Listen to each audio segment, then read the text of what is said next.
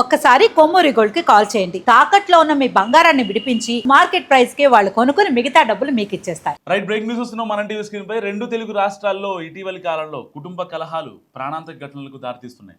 చిన్న చిన్న కారణాలకే భార్యాభర్తలు ఒకరిపై ఒకరు దారుణాలకు పాల్పడుతున్న సంఘటనలు సమాజాన్ని కలవరపెడుతున్నాయి.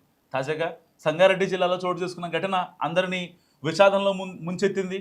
అత్తింటి వారు బైక్ కొనివ్వలేదన్న కోపంతో భార్యను హత్య చేసిన భర్త అనంతరం తాను కూడా ఆత్మహత్య చేసుకోవడం తీవ్ర చర్చనీయాంశమైంది.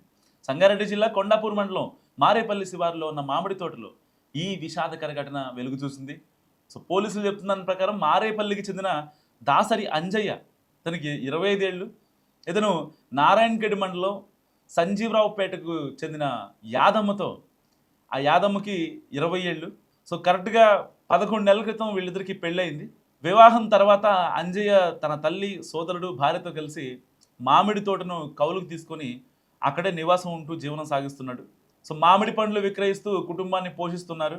అయితే అంజయ్య మద్యానికి బానిసై తరచూ కుటుంబ సభ్యులతో గొడవ పడేవాడని స్థానికులు చెప్తున్నారు. ముఖ్యంగా అత్తింటి వారు ఒక బైక్ కొనివ్వాలంటూ భార్య యాదమ్మపై ఎప్పుడూ ఒత్తిడి తెచ్చేవాడు. ఈ విషయంపై తరచూ భార్యాభర్తల మధ్య వివాదాలు జరుగుతున్నాయని సమాచారం. కేవలం కుటుంబ సభ్యులు పలుమార్లు సర్ది చెప్పిన అంజయ్య ప్రవర్తనలో మార్పు రాలేదని కూడా గ్రామస్తులు చెప్తున్నారు. అయితే సరిగ్గా శుక్రవారం ఉదయం అంజయ్య తల్లి మామిడి పండ్లు అమ్మేందుకు సదాశివపేటకు వెళ్ళింది. ఆ సమయంలో ఇంట్లో అంజయ్య, యాదమ్మ మాత్రమే ఉన్నారు. ఈ యొక్క 2 వీలర్, ఒక బైక్ విషయంలో మళ్ళీ ఇద్దరి మధ్య ఘర్షణ జరిగింది. చాలా కోపానికి గురైన అంజయ్య భార్య యాదమ్మను గదిలో చున్నీతో ఉరేసి హత్య చేశాడు. ఆ తర్వాత తాను చేసిన పనికి భయపడి పోలీస్ కేసు అవుతుందనే ఆందోళనతో ఇంటి సమీపంలో మామిడి చెట్టుకు ఉరేసుకొని ఆత్మహత్య చేసుకున్నాడు. కొంతసేపటి తర్వాత స్థానికులకు గమనించి పోలీసులకు సమాచారం ఇచ్చారు. వెంటనే సంఘటనా స్థలానికి చేరుకున్న కొండాపూర్ సిఐ సుమన్ కుమార్, ఎస్ఐ సోమేశ్వరి పరిస్థితిని పరిశీలించారు. అనంతరం డిఎస్పీ సత్తయ్య గౌడ్ కూడా ఘటనా స్థలాన్ని సందర్శించి కుటుంబ సభ్యులను పరామర్శించారు. మృతదేహాలను పోస్ట్మార్టం నిమిత్తం ప్రభుత్వ ఆసుపత్రికి తరలించారు. యాదమ్మ తండ్రి సాయిలు ఇచ్చిన ఫిర్యాదు మేరకు పోలీసులు కేసు నమోదు చేసి దర్యాప్తు చేపట్టారు. అయితే అంజయ్య మద్యపానం, ఆర్థిక ఇబ్బందులు, ద్విచక్ర వాహనం కోసం వేధింపులే ఈ ఘటనకు కారణమై ఉండొచ్చని పోలీసులు అనుమానిస్తున్నారు. వివాహం జరిగి ఏడాది కూడా కాకముందే ఈ దారుణం చోటు చేసుకోవడం రెండు కుటుంబాల్లో విషాదాన్ని నింపింది. ఇటీవల ఇలాంటి కుటుంబ హత్యలు పెరుగుతుండటంపై సామాజికవేత్తలు కూడా ఆందోళన వ్యక్తం చేస్తున్న పరిస్థితి. చిన్న చిన్న సమస్యలను పరస్పర చర్చల ద్వారా పరిష్కరించుకోవాల్సిన చోట కోపావేశాలకు లోనై ప్రాణాలు తీసుకునే స్థాయికి చేరుకోవడం బాధాకరం. నిజంగా మద్యపానం, ఆర్థిక ఒత్తిళ్లు, కుటుంబ కలహాలు కలిసి ఇలాంటి విషాదాలకు దారితీస్తున్నాయి. కుటుంబ సభ్యులు, గ్రామ పెద్దలు, సమాజం కలిసి సమస్యలను ముందుగానే గుర్తించే, పరిష్కరించే ప్రయత్నం చేసుకుంటే నిజంగా ఈ యొక్క యాదమ్మ, అంజయ్య మిగిలేవాళ్ళు. వాస్తవానికి సరిగ్గా ఎప్పుడైతే వాళ్ళ అమ్మ మామిడి పండ్లు అమ్మడానికి సదాశివపేటకు వెళ్ళిందో అప్పుడే వీళ్ళిద్దరి మధ్య గొడవ స్టార్ట్ అయింది. సో ఎట్టి పరిస్థితుల్లో మా ఇద్దరి పెళ్ళయ్యి మీరు ఇచ్చిన మాటకు కట్టుబడి లేరు, 11 నెలలకు పైగా పెళ్ళయి ఇన్ని రోజులు గడుస్తున్నా ఎందుకు బండి పెట్టలేదు, ఇంకా బైక్ ఎందుకు కొని ఇవ్వలేదు, తోటలో ఉంటున్నాం, మనం ఒక మామిడి తోటను కౌలుకు తీసుకొని ఇంత దారుణమైన సిచ్యువేషన్లో ఉంటున్నా కానీ ఎందుకు పట్టించుకోరు అని అంజయ్య చాలా కోపానికి గురయ్యాడు.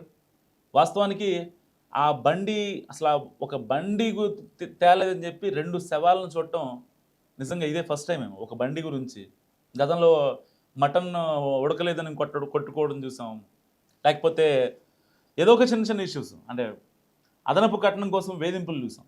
అది ఒక 2 పిల్లలు పుట్టిన తర్వాతను వాళ్ళకు ఇప్పుడు జస్ట్ వీళ్ళకి ఏజ్ అంతా 23, 20 అంతే, 21, 23 జస్ట్ అసలు చాలా చిన్నోళ్ళు వీళ్ళు. అలాంటి వాళ్ళకి అదనపు కట్నం గురించి వేధించాలి, చంపేయాలి అంటే వాళ్ళకి పెళ్లి చేసిన దేనికోసం, వాళ్ళు హ్యాపీగా ఉంటారని, ఫర్దర్గా ఒక లైఫ్ చూస్తారని, వాళ్ళకేమన్నా సహాయం చేయాలంటే మేము ఉన్నాం అనే ఒక భరోసా వీళ్ళు ఇస్తారు, అమ్మా నాన్నలు ఇస్తారు. రేపొద్దున ఆ మామిడి తోటని కౌలు తీసుకొని చేసుకుంటున్నారు. మాకు పలానా దాంట్లో లాస్ వచ్చింది, మేము ఈ బిజినెస్ వద్దు, మాకు వేరే చేస్తున్నాం అంటే ఈ యాదమ్మ వాళ్ళ అమ్మ నాన్న డబ్బులు ఇవ్వరా? ఇప్పుడితే అయిపోయిందా? పెళ్ళై 11 నెలలు కూడా కాకుండా అదనపు కట్నం కోసం రోజు తాగొచ్చి, కేవలం బైక్ కోసం రోజు తాగొచ్చి వేధింపులు కావచ్చు, ఇలాంటివి అవసరమా? అంటే సమాజానికి ఏం మెసేజ్ ఇస్తున్నాడు? ఆల్రెడీ ఒక తోట తీసుకొని ఆ అమ్మాయిని పోషించుకుంటూ వాళ్ళ తమ్ముడిని పక్కన పెట్టుకొని వాళ్ళ అమ్మని కూడా పక్కన పెట్టుకొని ఉంటున్నాడు. నిజంగా లైఫ్ చాలా హ్యాపీగా సాగిపోయే సిచ్యువేషన్. మరి ఈ అంజయ్య తల్లో ఏ పురుగు తిరిగిందో తెలియదు కానీ వాడు చేసిన పనికి ఆ అమ్మాయిని చంపేశాడు. వాళ్ళ అమ్మ నాన్న చాలా ఇబ్బంది పడుతున్నారు, గుండెలు అవిసేలా ఏడుస్తున్నారు. ఇప్పుడు ఆ భయంతో వీడు కూడా చచ్చిపోయాడు. అంటే అక్కడ అంత భయం ఉన్నోడు ఎందుకు చంపాలి? ఎందుకు దీన్ని క్రియేట్ చేసుకోవాలి ఇలాంటి సిచ్యువేషన్ని? ఒక బైక్ లేదనే కారణంతో ఆ అమ్మాయిని వేధించి చిత్రహింసలు పెట్టి అంత ఇబ్బంది పెట్టాల్సిన అవసరం ఏముంది? అవును, వీళ్ళకి ఆర్థిక ఒత్తిళ్ళు ఉన్నాయి, వీళ్ళు డబ్బులు లేక చాలా ఇబ్బంది పడుతున్నారు. ఒకవేళ నిజంగా ఆ బండి కొనిచ్చే డబ్బులతో ఆ బండి కొనిచ్చిన వీడు చేసేది ఏంటి? తప్ప తాగడం, లేదంటే ఆ బండిని ఎక్కడన్నా ఎవరి దగ్గర పెట్టేయడం, ఆ డబ్బులతో మళ్ళీ తాగడం, ఇలాంటివే కదా చేసేది. నిజంగా ఆ బండి లేకపోవడమే ఇన్నాళ్ళు కరెక్టేమో, ఉంటే ఇంకా మరీ విచ్చలవిడితనం చేసేవాడేమో. It leads to divorce. So ఏముంది, ఒకసారి ఆ అమ్మాయి మైండ్లో ఇక వీడు మాట వినడు, వీడు మనకు సెట్ కాడు అనుకుంటే ఏ ఆడపిల్లైనా ఏం చేస్తుంది? ఎన్నాళ్ళు భరిస్తుంది? నాకు వయసు ఉంది, నేను వేరే పెళ్లి చేసుకోగలను, చేసుకుంటా, లేకపోతే మా అమ్మోళ్ళ దగ్గర ఉంటా అనే ఆలోచన కనుక ఆ అమ్మాయికి వస్తే వీడి పరిస్థితి ఏంటి? ఈ లైఫ్ లాంగ్ వీడు మందు దాక్కుండా ఉండటమే కదా. సో వీడి సంగతి తెలిసే నిజంగా ఆ అమ్మాయి ఆ యాదమ్మ వాళ్ళ తల్లిదండ్రులు బైక్ కొనివ్వలేదేమో.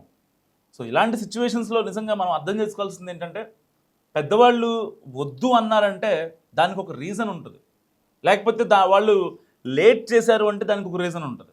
అంతే తప్ప కేవలం వాళ్ళు ఆ టైంకి నాకు బండి ఇవ్వలేదనో, అదనపు కట్నం ఇవ్వలేదనో, లేకపోతే నన్ను సరిగా చూసుకోలేదనో, ఇంటికి వెళ్తే మటన్తో అన్నం పెట్టలేదనో, ఇలాంటి వాటి వల్ల ఎవరు ఇప్పుడు ప్రాణాలు కోల్పోయింది ఎవరు?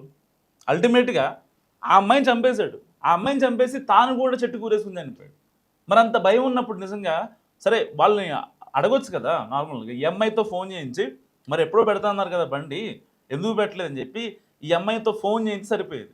ఆ అమ్మాయిని ఇబ్బంది పెట్టి ఇప్పుడు నువ్వు చచ్చిపోయి, అంటే కొంచెమైనా ఆలోచన విధానం అనేది మనుషులకు మారాలి.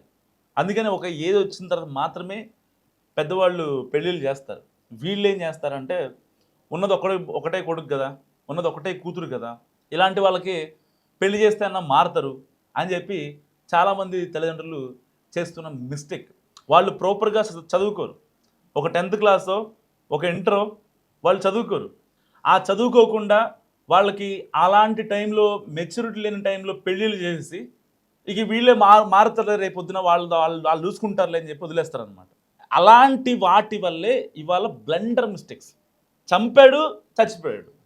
ఇక్కడ ఏం జరిగింది? ఇక్కడ కనీసం ఏమన్నా ఉందా? కొంచెమైనా ఆలోచించారా వీళ్ళ తల్లిదండ్రులు? ఈ జంట హత్య గురించి మీరేమనుకుంటారు? మస్ట్ కామెంట్ చేయండి.